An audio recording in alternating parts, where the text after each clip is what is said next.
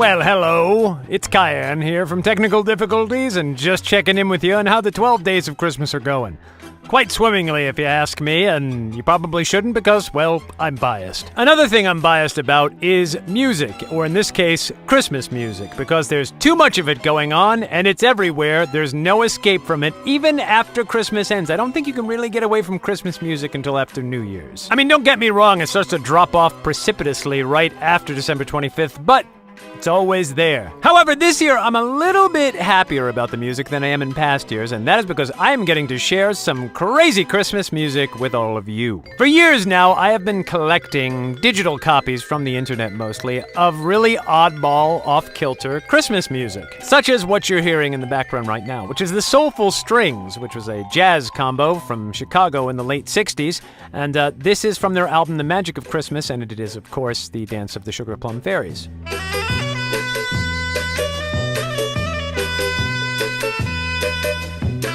Fun stuff, the kind of which they really just don't make anymore. Well, maybe they make it. I don't know. I don't go out and listen to every single Christmas album there is out there, but I certainly haven't come across music like this. Most of it's really banal stuff like a Celtic Christmas Volume 87 or, an EDM Christmas or something like that. Typical seasonal cash grab stuff that's been the lifeblood of the recording industry since the very beginning. And I seem to have accumulated quite a bit of it. Some of it kitschy, some of it cool like this, and some of it completely insane. All of it very obscure and pretty much totally out of print and unobtainable any other way. I mean, unless you come across a tattered copy of it in the back of a Goodwill store or something like that, I suppose. The point is that part of the reason of doing the 12 Days of Christmas this year, after years of not doing it, was that I could share some of this wonderful music with all of you, since playing it any other time of year would be wholly inappropriate. Of course, talking over it isn't very helpful or very respectful of it, but what are you gonna do? It also helps me from getting a cease and desist order, I suppose, if any of the people who produce this music are even still alive. I generally don't listen to Christmas music over the holiday seasons because I don't need to. It's there whether I like it or not. But if I did deliberately decide to listen to Christmas music, boy, would I listen to stuff like this, because this is fun.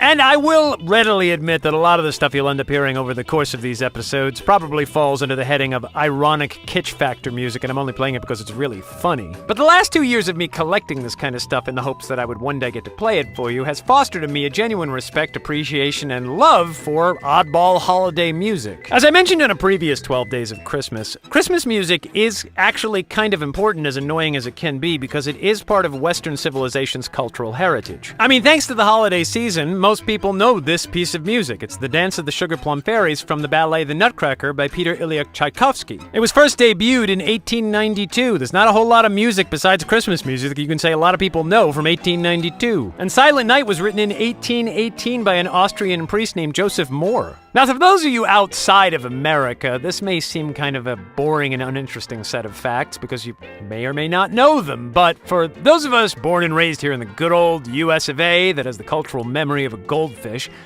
the fact that any music that was composed before 1960 is still culturally relevant in any sense is kind of a miracle. And that's the miracle of Christmas. So for those talented lunatics of the past, present, and future who have kept the spirit of Christmas music alive through their cash grab, oddball, seasonal novelty records, I salute you with a tip of my red and white toque and a raise of my mug of hot chocolate with marshmallows. God bless you, everyone, you weirdos.